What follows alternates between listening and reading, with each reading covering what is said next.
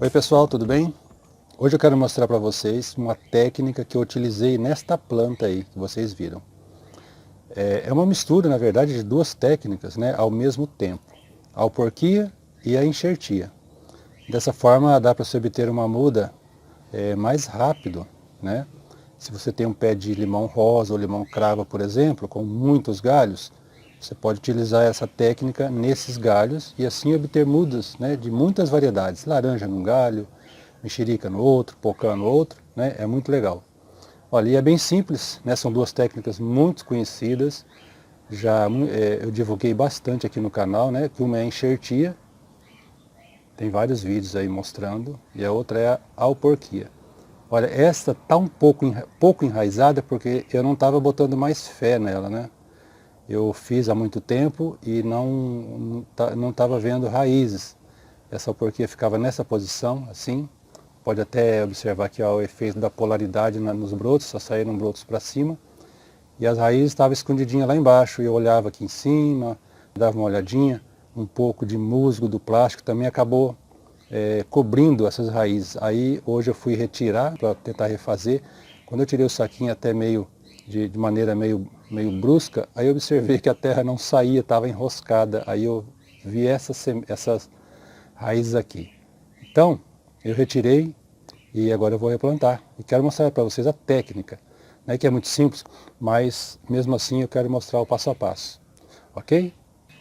Eu tenho aqui um galho que está somente fincado nessa terra para eu poder ilustrar como é feita a técnica. Ok? Eu prefiro assim porque filmar na planta é muito difícil. É difícil o enquadramento, a luz, o foco. Então tem que estar movendo o celular toda hora para poder achar uma melhor posição para ter uma boa visualização.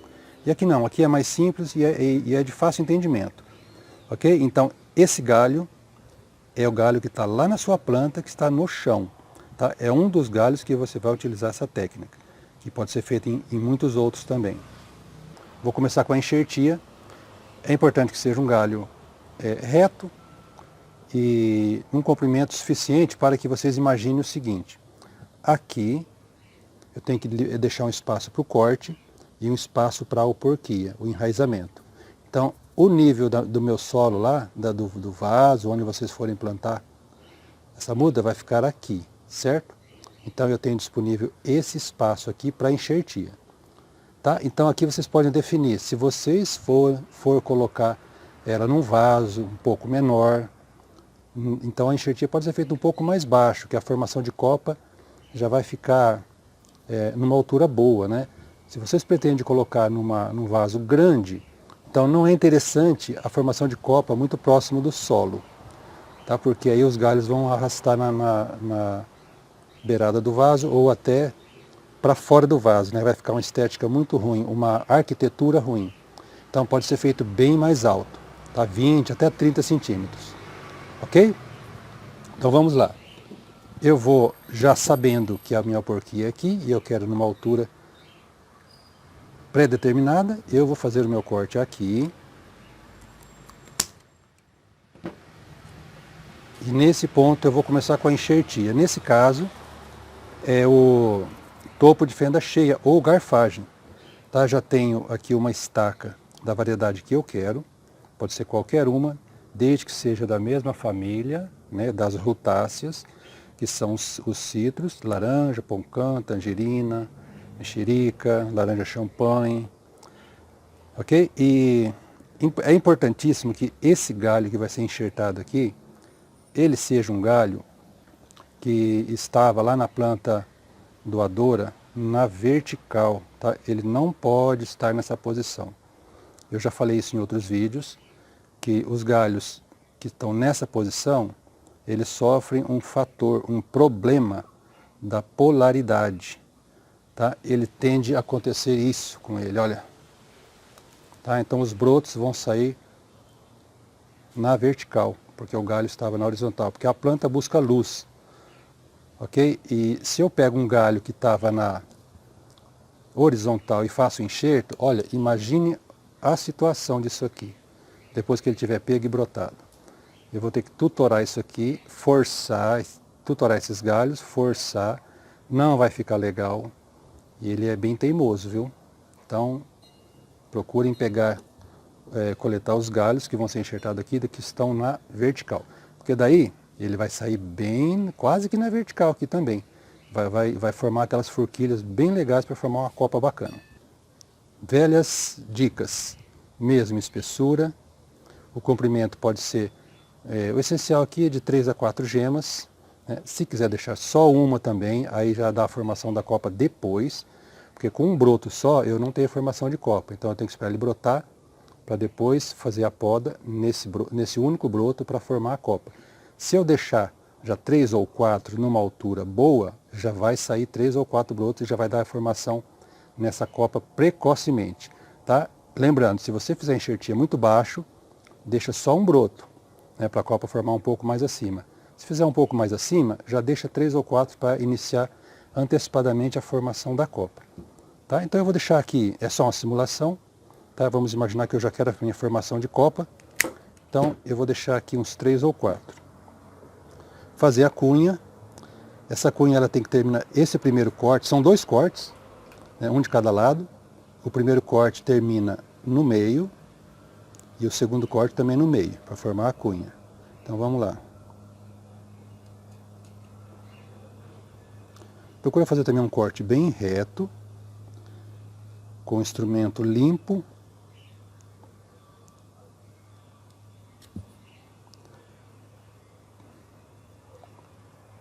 Quando for refazer o corte, procure dar sequência ao corte anterior, para não ficar aquele calo aqui no meio, que isso dificulta o contato entre as partes ali, tá bom?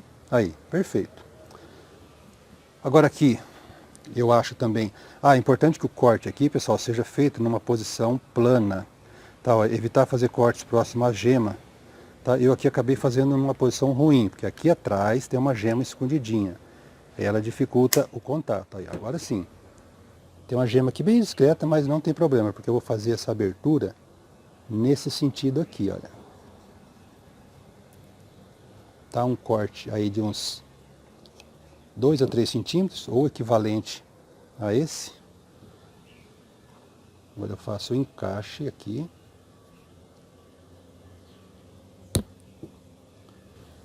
Tomando cuidado para que seja do mesmo diâmetro e tenha contato entre as cascas. Vocês observar aqui, eu vou mostrar mais de perto.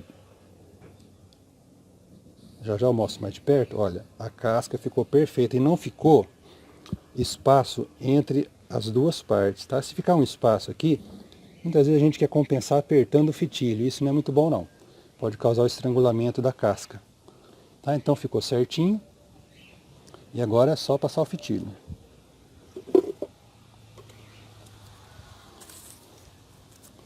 Fitilho é passado de baixo para cima.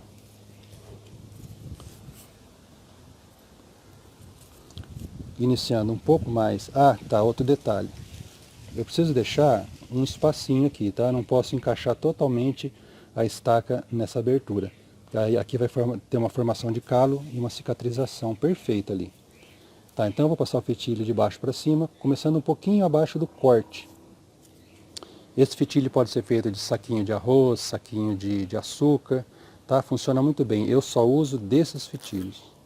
Ó, de baixo para cima. Cada passada tem que ser feita sobre a outra, a metade da outra.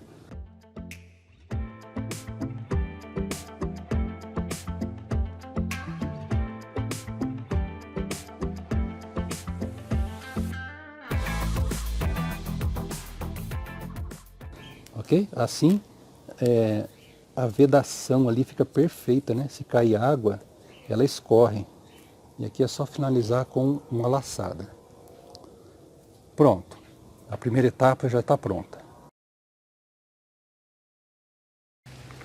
Pessoal, faltou comentar um detalhe muito importante que eu só percebi na hora da edição, tá? Então eu estou gravando aqui numa outra situação, por isso o vídeo vai ficar fora de sequência, mas não posso deixar de maneira nenhuma de comentar esse detalhe, porque sem ele o enxerto não vai funcionar, tá? Eu tenho aqui a mesma situação, né? Um enxerto feito por garfagem, inclusive esse aqui está numa planta já grande minha.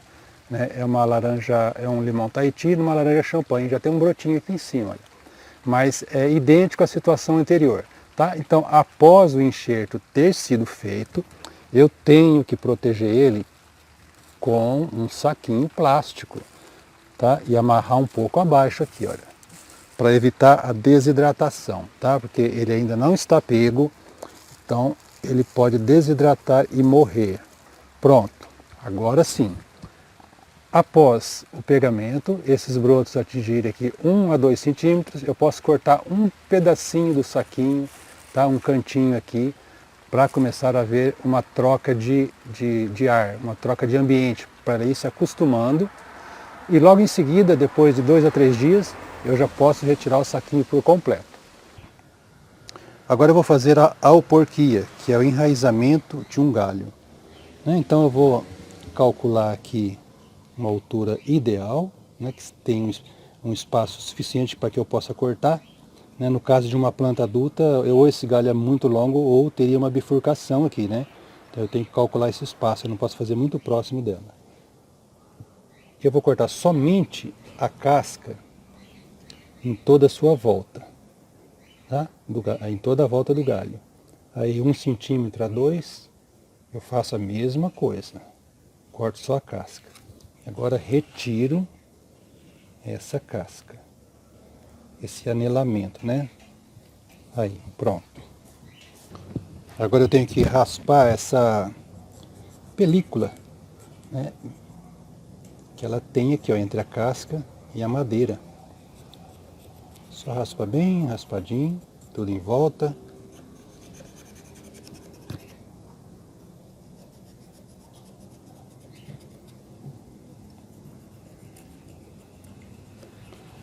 Pronto, agora aqui eu tenho duas opções, ou deixar assim, sem hormônio, ou passar o hormônio na parte de cima. Ele vai dar uma ajuda, Vai enraizar mais rápido, vai formar mais raiz.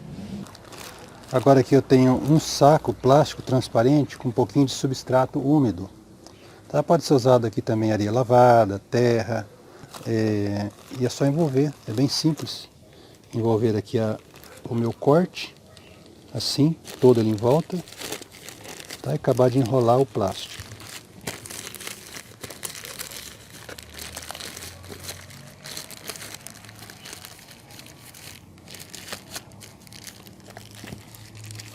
Esse plástico já está meio sujo, porque eu já usei demais ele. E amarrar aqui embaixo com qualquer coisa, um arame, um fio de cobre que eu costumo utilizar. Pode ser um barbante, uma fita, qualquer coisa, tá? E aqui em cima também. Mesma coisa, dá uma apertadinha, dá uma ajustada para ficar bem compactado. Aí, assim, olha. E amarro aqui também.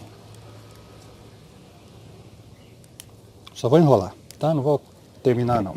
Pronto, olha, ficou bem compacto, não pode ficar muito solto esse substrato. Se essa alporquia for receber sol, é interessante colocar uma lona plástica preta por cima, tá? Para impedir que o sol incida aqui, que ele pode acabar queimando as primeiras raízes que vão aparecer. Se não for, tem incidência de sol, não precisa. Essa alporquia pode ser feita de outra maneira também, existem várias, com um copinho descartável, com uma garrafinha PET, daquela de água mineral, também é muito prática, tem alguns cortes que faz nela, que também dá para utilizá-la de maneira prática, tá? E costumo fazer assim. Após mais ou menos 40 dias, ela já vai estar enraizada, e é interessante analisar a quantidade de raízes, tá? Quanto mais raízes, melhor.